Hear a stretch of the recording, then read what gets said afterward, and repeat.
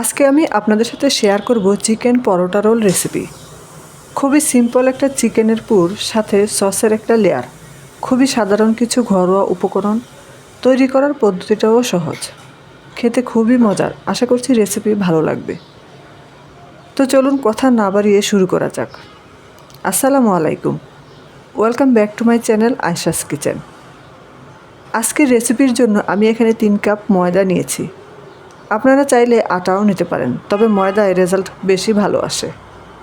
দিচ্ছি স্বাদমতো লবণ, 2 টেবিল চামচ দিচ্ছি সয়াবিন তেল।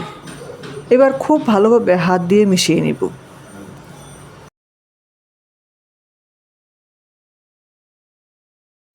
এবার অল্প অল্প করে পানি দিয়ে একটা ডো মেখে নেব। আর ডোটা কিন্তু একটু শক্ত হবে, তাই পানিটা একবারে না দিয়ে অল্প অল্প করে দিবেন।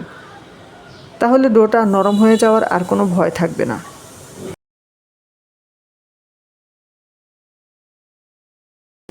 আমার ডোটা মেখে নেওয়া হয়ে গিয়েছে। এখন এটাকে আমি রেস্টে রেখে দিব। তাই আমি একটা প্লাস্টিক পেপার দিয়ে র্যাপ করে 15 মিনিটের জন্য রেখে দিব। 15 মিনিট হয়ে গিয়েছে। এখন আমি ডোটাকে আরও কিছুক্ষণ মথে নিয়ে এটাকে লেচি কেটে নিব।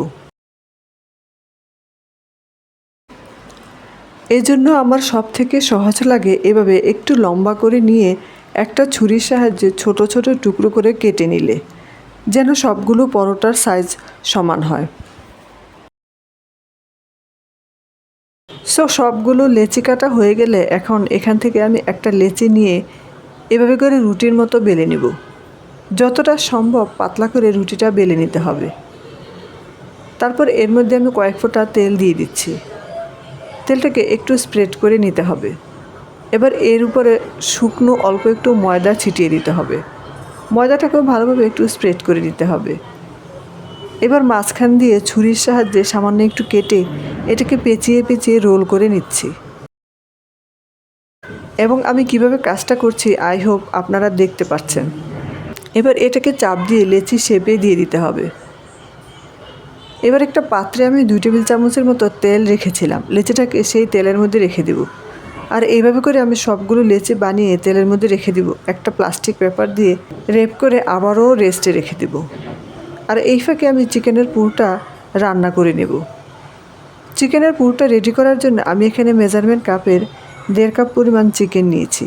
এবার এর মধ্যে দিয়ে দিচ্ছি স্বাদ মতো লবণ, 1 টেবিল চামচ আদা ও রসুনের পেস্ট, দিচ্ছি 1 চা চামচ লাল মরিচের গুঁড়া, 1/2 চা চামচ জিরার গুঁড়া ও 1/2 চা চামচ গরম মশলার গুঁড়া, 1 টেবিল চামচ সয়া সস। এবার সব কিছু খুব ভালোভাবে মিক্স করে নেব। এবং আপনাদের হাতে সময় থাকলে ম্যারিনেট করেও রাখতে পারেন। আমার হাতে সময় নেই, তাই আমি আজকে ম্যারিনেট না করেই সরাসরি রান্না করে নেব। এবার চুলায় হাঁড়ি বসিয়ে এর মধ্যে 2 টেবিল চামচ তেল দিয়ে এর মধ্যে চিকেনটা দিয়ে দিচ্ছি। চিকেন দেওয়ার পরে হাই হিটে চিকেনটা রান্না করে নিতে হবে। যেহেতু চিকেনটা খুবই ছোট টুকরো করে কাটা, খুব বেশি সময় লাগবে না এটা সিদ্ধ হতে। এবার এর মধ্যে অ্যাড করে দিচ্ছি লাল, সবুজ ও হলুদ ক্যাপসিকাম 1 কাপ। সবজিটা দেওয়ার পর কিছুক্ষণ নেড়েচেড়ে রান্না করে নিলেই আমাদের চিকেনের পুরটা তৈরি হয়ে যাবে।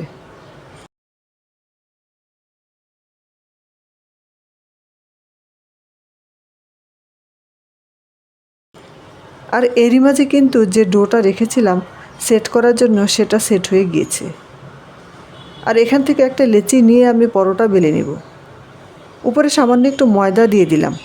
পরোটাটা খুব বেশি পাতলাও হবে না, আবার খুব বেশি মোটাও হবে না। পরোটাটা বেলে নেওয়ার পরে চুলাতে একটা তাওয়া বসিয়ে পরোটাটা ছেঁকে নেব। আর পরোটাটা ছেঁকার সময় অবশ্যই প্রথমে রুটির মতো করে মাঝারি আঁচে ছেঁকে নেবেন। তারপর এর মধ্যে অল্প কিছুটা তেল অ্যাড করে পরোটা ভেজে নেবেন। তাহলে তেলটাও কম লাগবে, আবার পরোটাটাও অনেক বেশি ক্রিস্পি হবে। আর ভিতরের কোনো অংশ কাঁচা থাকবে না। আর এই একই পদ্ধতি ফলো করে আমি সবগুলো পরোটা ভেজে নেব। পরোটা ভেজে নেওয়ার পরে আমি এখানে একটা সস রেডি করে নেব। তার জন্য আমি এখানে দিয়ে দিচ্ছি 2 টেবিল চামচ মেয়োনেজ, সাথে দিচ্ছি 2 টেবিল চামচ টমেটো সস। এবার এটাকে ভালোভাবে মিক্স করে নেব।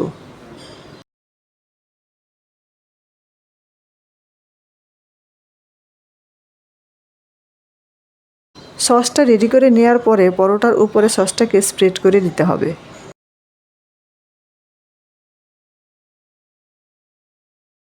এরপর এর মধ্যে আমি সামান্য একটু শসা কুচি দিয়ে দিচ্ছি। পছন্দ মতো চিকেনের পুর দিয়ে এবার এভাবে রোল করে নিতে হবে।